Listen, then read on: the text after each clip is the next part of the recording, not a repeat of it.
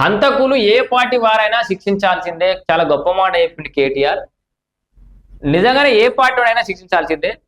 మొత్తానికి ఇక్కడికి రావాల్సిన పరిస్థితి అయితే తీసుకొచ్చింది విశారదన్ మహారాజ్. ఖచ్చితంగా ఈ విషయంలో నేను ఆయన ఖచ్చితంగా మద్దతు తెలుపుతున్నా.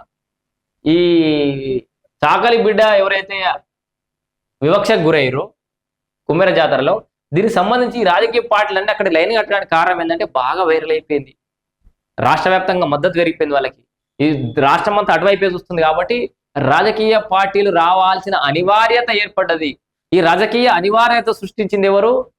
విశారదన్ మహారాజ్. ముందుగాల ఈ సామాజిక పరమైన అంశాల మీద స్పందించి ఎలాంటి రాజకీయ ఆపేక్ష లేకుండా చక్కగా ఉరుకుతుంది విశారదన్ మహారాజ్.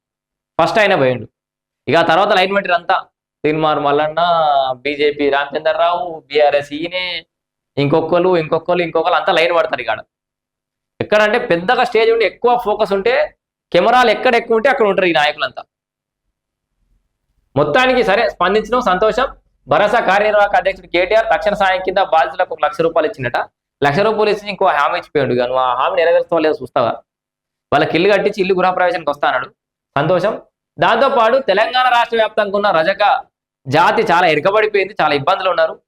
తెలంగాణ ఆత్మగౌరవాన్ని కాపాడుకుని ఇయ్యాలంటే ఆ స్ఫూర్తిని పొందినామంటే తెలంగాణ చాకలి ఐలమ్మ దగ్గర నుంచి స్ఫూర్తిని పొందినాం. మరి ఆ చాకలి ఐలమ్మ విగ్రహాన్ని ట్యాంక్ బండ్ మీద పెట్టడానికి చేతగాలి కేటీఆర్. ఇది సందర్భం కాదు, సరే పరామర్శించడానికి వేరే కానీ ఈయనే దొరికినావు కదా అని కూర్చున్నబెట్టి మాట్లాడుతున్నా.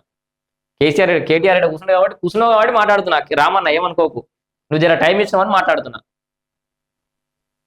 ట్యాంక్ బండి మీద ఐలమ్మ విగ్రహం పెట్టడానికి జాగా దొరకలేదా? ఇంకా చిక్కి నిన్న మొన్న చచ్చిపోయిన చాలా మందికి గజాలు ఇచ్చి పెద్ద పెద్ద విగ్రహాలు పెట్టినవే. మన తెలంగాణ ఉద్యమానికి ఒక రకంగా స్ఫూర్తి కదా ఐలమ్మ. తిరగబడడం నేర్పించింది కదా మనకి. ఇంకా ఐలమ్మ విగ్రహం పెట్టడానికి ఎందుకు చేతులు కాలేమే మీకు? ఎందుకు మంత్రి పదవులు ఏమైనా ఇచ్చిరా మీరు సాగరోళ్ళకి, రజకులకి? ఎమ్మెల్యే టికెట్లు ఎంతమందికి ఇచ్చినావు? అన్ని పార్టీలు అడుగుతా. ఇక్కడ కేటీఆర్ వచ్చి కూర్చుండే కాబట్టి కేటీఆర్ అడుగుతున్నా. ఇక్కడ ఎవరు వచ్చి కూర్చుంటే వాళ్ళందరినీ అడుగుతా నేను.